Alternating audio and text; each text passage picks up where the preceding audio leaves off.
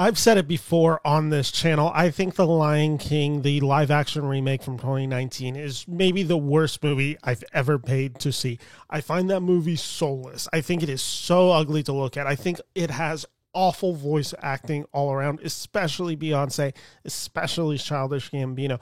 I quite literally despise The Lion King 2019. I think it's everything wrong with Hollywood today.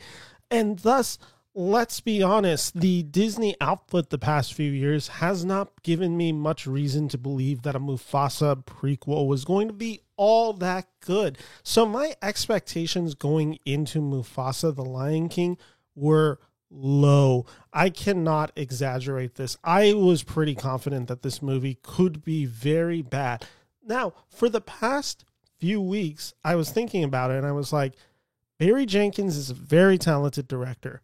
Obviously from Moonlight, obviously from If Beale Street Could Talk. I was just like, is he going to be able to get something out of this Lion King movie? And then I'm like, well, David Lowery did that terrible Peter Pan movie. Like, often they get pretty talented directors to make this just terrible movie. So, like, it's probably just a paycheck for him.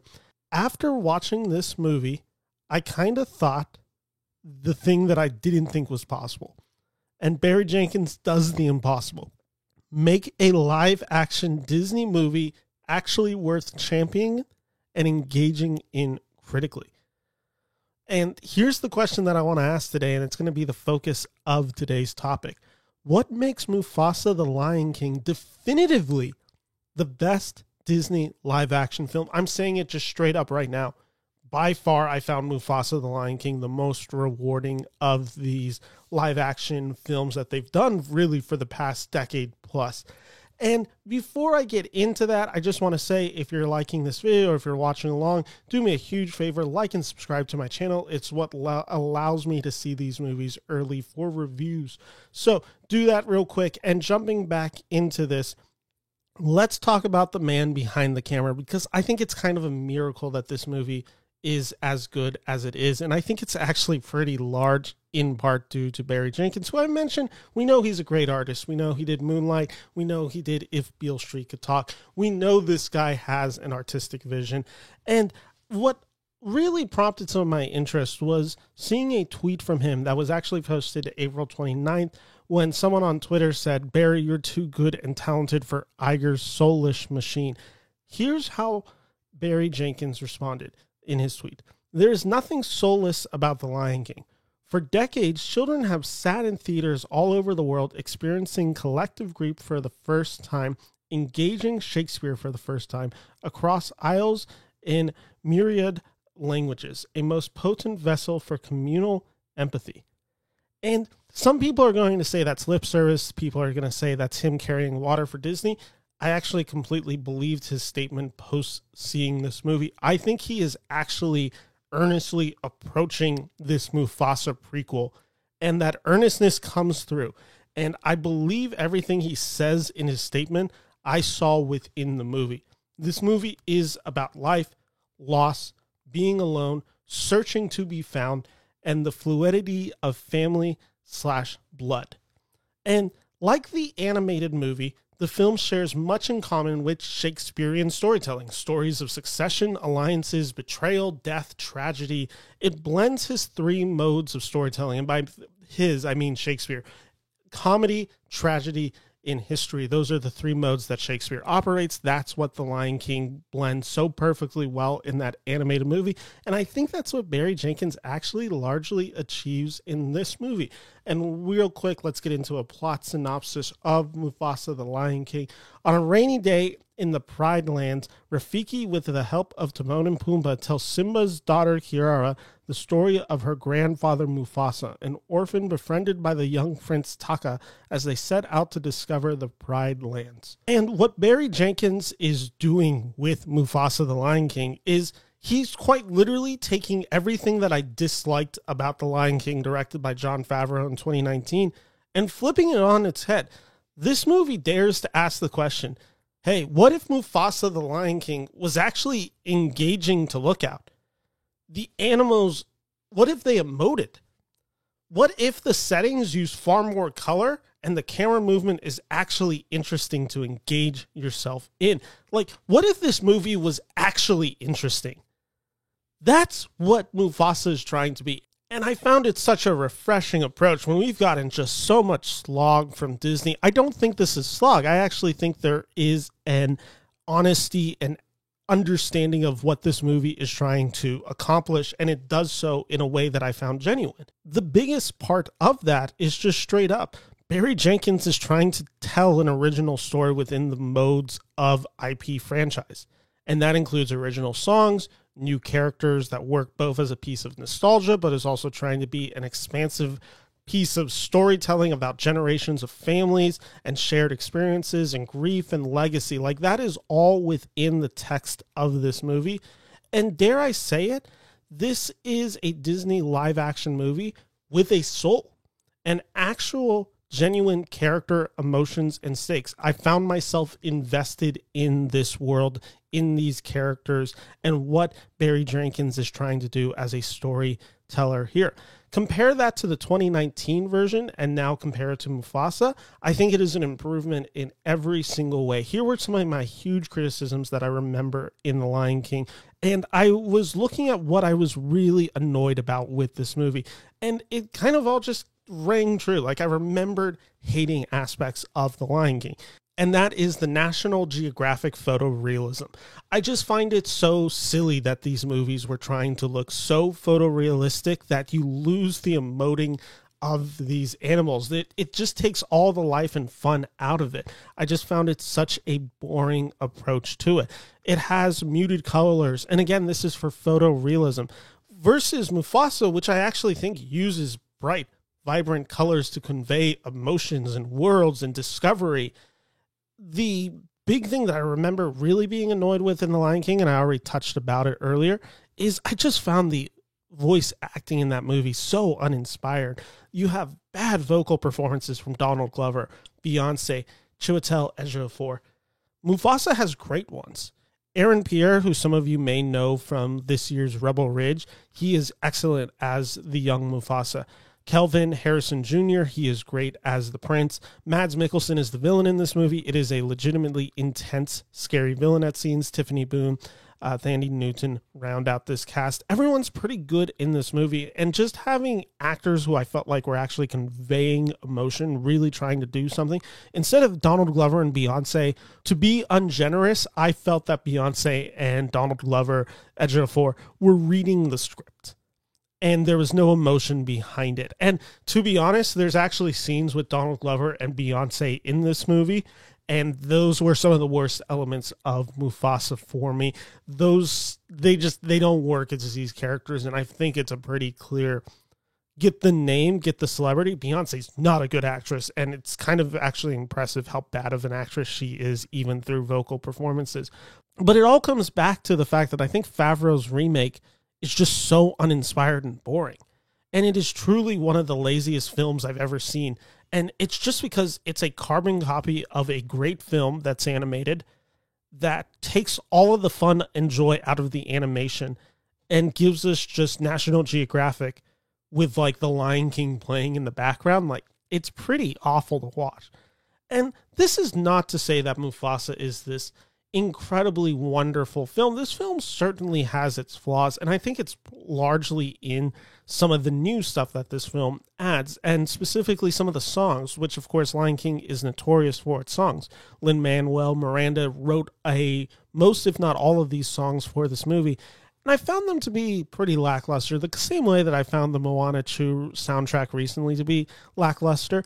I think the difference is Moana 2 doesn't have a memorable song.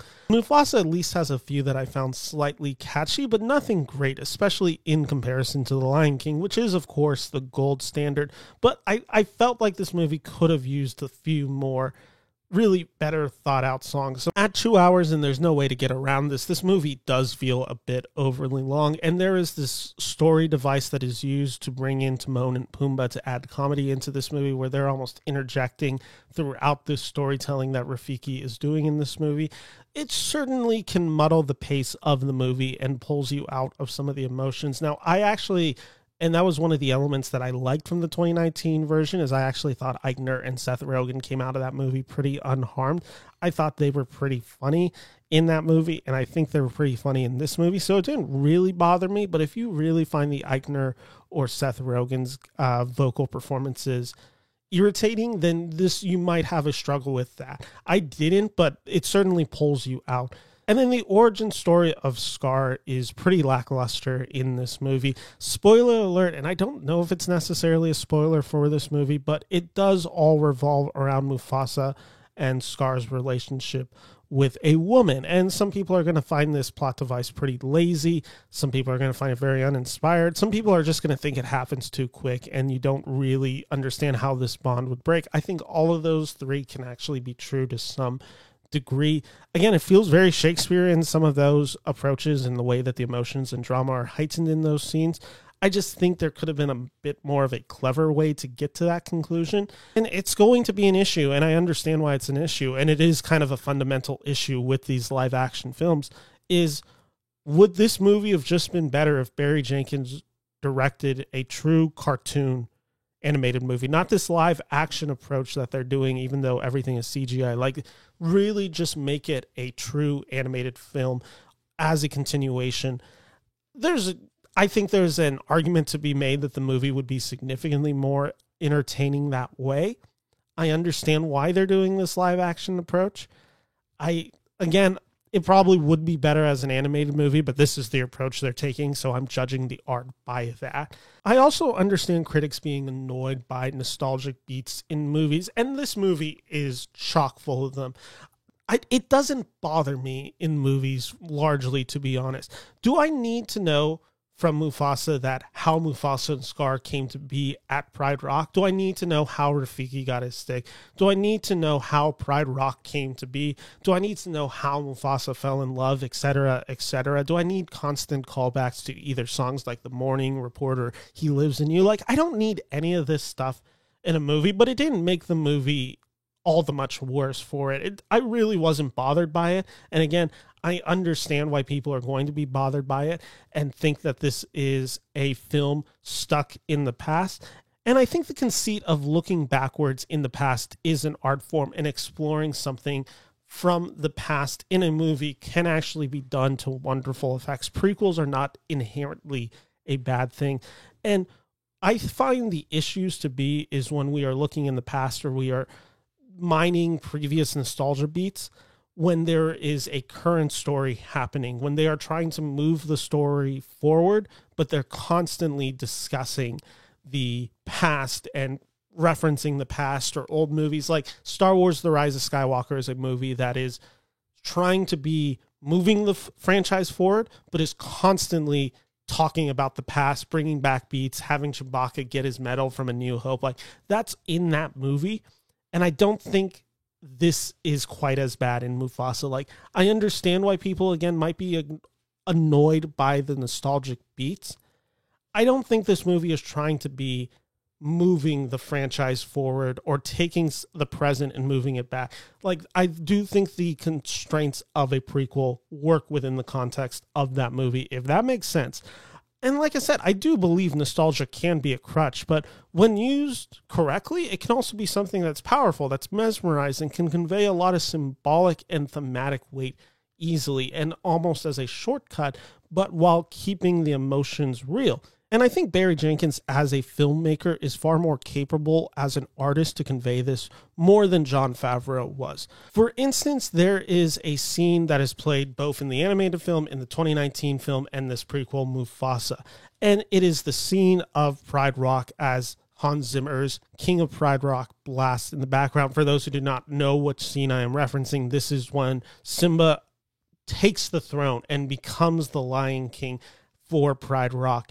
And the emotion of that scene in the animated film, it's, you know, the boy cub who returns and is named King as his friends watch him take that journey, and the burden of the crown as the rain pours on him, and James Earl Jones' voice saying, remember. Like, this is, I think, one of the best scenes in a movie, period. I was rewatching it today, and I got emotional rewatching this scene, this animated scene in the Lion King movie. And then for context, I then rewatched the 2019 version directed by Favreau, which is, to describe it, is a bunch of lions in the dark. None of the animals being able to emote, so as to be photorealistic, it's just quite literally a lion walking in a dark shot as animals look up.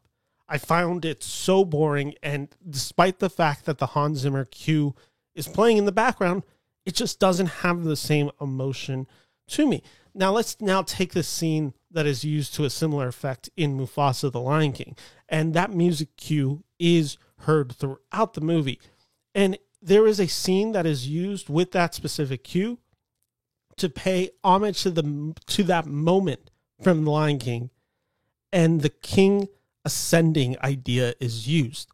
And that moment conveys a lot of the ideas that this movie and that Barry Jenkins are trying to convey.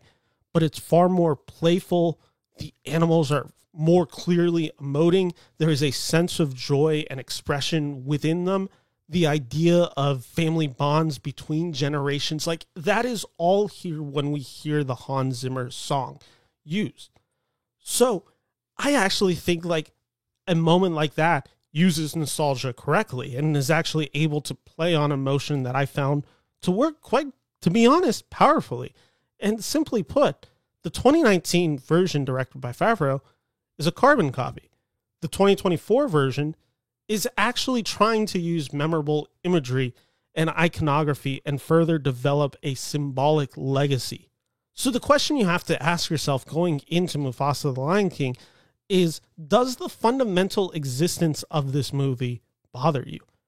If the answer is yes, then this movie is probably a no-go. If you can't get past the idea of this movie's existence, I can't tell you anything that I think is going to change your mind. If you're like me and you're open enough to these ideas and you've maybe been let down by a lot of them, but you're not like so precious to the source material that this can bother you, then I think there is actually a lot to be found and enjoyed within Mufasa the Lion King. Like I said, I believe this is, if not the best one, then this is certainly one of the best ones. And I think this original story, this Barry Jenkins approach, just all of that work to make something that I found pretty special and unique within the Disney live action universe. And this is something of the case of, I think this is a director in Barry Jenkins using his storytelling credentials, using his influence to make something that I found worth a damn. And for a 10 to 15 year project where I found Disney's live actions to really not be worth a damn at all, it's impressive what Barry Jenkins was able to achieve with Mufasa the Lion King. So ultimately, it's a pretty big recommendation for me. I was flirting with the idea of 4 stars, but I am going to lean a bit more conservative on it, and I'm going to go 3.5 out of 5 stars. But this was a big enjoyment from me. This was a far superior movie than The Lion King from 2019, and I can recommend it. So thank you so much for watching this video, and if you like this review, make sure to like and subscribe to check out more videos on my channel. I will be having reviews basically almost every day until the New Year's, so make sure to subscribe, check out my channel, and thank you so much for watching.